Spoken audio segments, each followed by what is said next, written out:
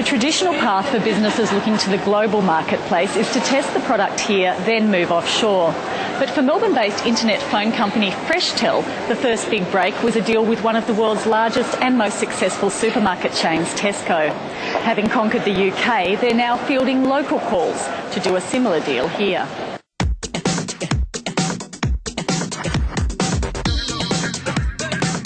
The one big thing about internet telephony is it's not a local market, it is an international market and has to be looked at that way. In the competitive world of telcos, Michael Carew and his company Freshtel is playing the game slightly differently. 4 years ago, it developed its own voice-over internet phone service, a technology that's gaining popularity by slashing call costs.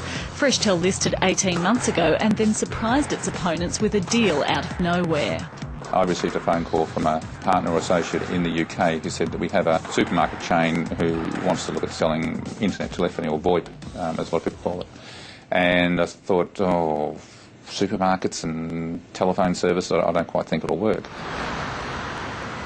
He saw them anyway and was impressed by the scale of the business. The two companies signed a deal in December under which Freshtel develops, manufactures and runs the network for all of Tesco's internet phone products. The simple message that they've created, if you look at a Tesco product for internet telephony or VoIP, in a lot of areas it's techie, it's a VoIP play. For Tesco, it's an internet phone. It's a simple message. Their customers understand it. You can walk in and someone at the checkout will know what the Tesco internet phone is.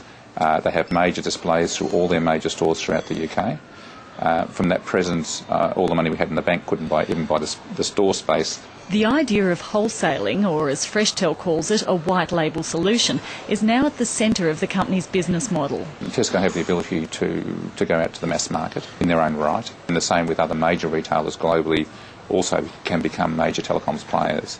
And because they already have the customers, their cost of acquisition is low, but they also have a lot of customer loyalty through there as well. Michael Carew isn't your typical techie CEO. He ran a large plumbing business for many years and is a self-described inventor, with his interest dating back to childhood. Whenever anything was purchased or I bought something, I was always pull it apart. It could be a watch, it could be a radio, but it was always something that intrigued me in finding out how things worked. What plumbing did was allow me to set the business up, but also understanding the need to put in process, to put in management and those sorts of things, which gave me a great insight into running a business. He moved into .coms with TradeStore, an online hardware retailer. Then in 2002 decided to bankroll his technical experts to create an internet phone. The experiment led to Freshtel. The products have to be plug and play. So the consumer can pick up a product, they can plug it in, it mimics their normal telephone system. So for them there shouldn't be any difference. Freshtel develops the hardware, software and network for its products and has a deal with Giant Binatone to manufacture on its behalf. Its share price has more than tripled since listing and it now has a market cap of around $86 million. Michael Carew holds 13%. Freshtel booked a $6 million loss last financial year as it set up its network, and around half of its costs go to research and development. We do look at it a little bit like a chess game in one way, that you always need to stay 2 or 3 moves ahead of the market. And what we do is all around keeping that 1 step ahead or 2 steps ahead of other players in the market, but also ahead of the actual technology itself. You'll find that mobile call charges are dropping. Wi-Fi is going to change the mobile market quite dramatically over the next 12-18 months.